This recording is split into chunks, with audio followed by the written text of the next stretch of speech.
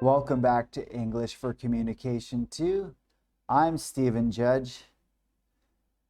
We're continuing Unit 4 Storytelling with our second lesson on adverbs, painting a better picture. There are 5 of the most common adverbs people use to make their stories more interesting. In Unit 3, we talked about adjectives that describe about nouns. Today, we're going to talk about adverbs that describe verbs.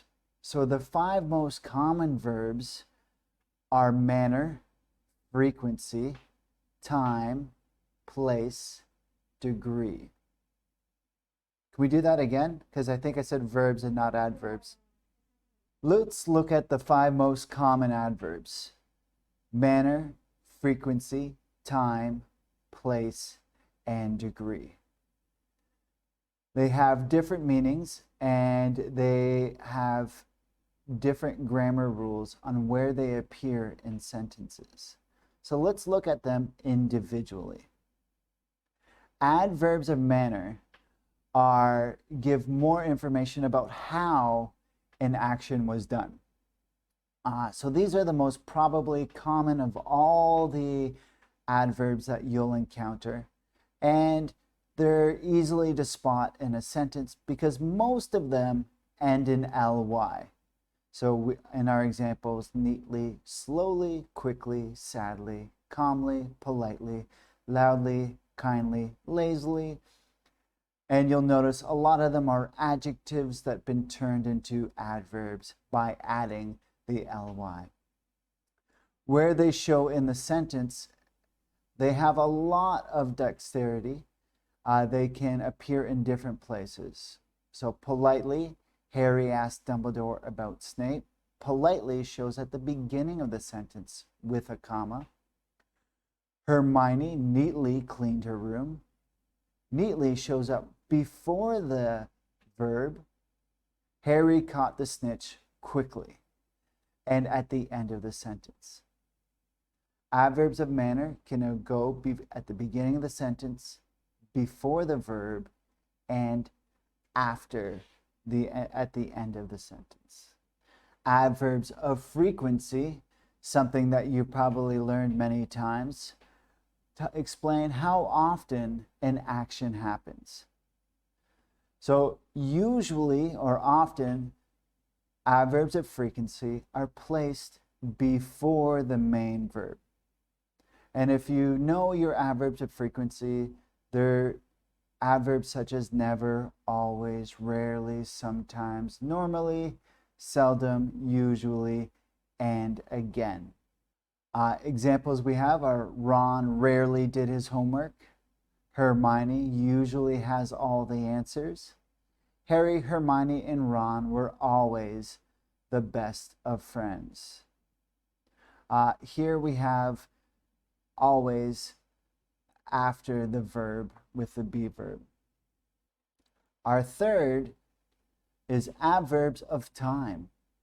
They give you more information about when a verb takes place. So they usually are located at the beginning or at the end of a sentence.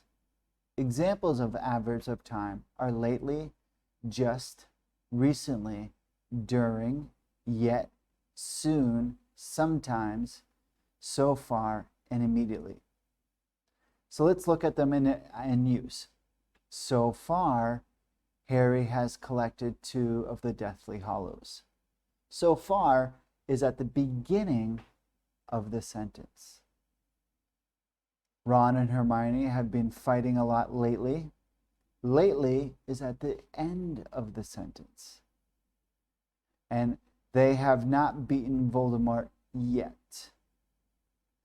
So again, so far, lately, yet are all adverbs with meaning of time, and they all go before or at the end of the sentence.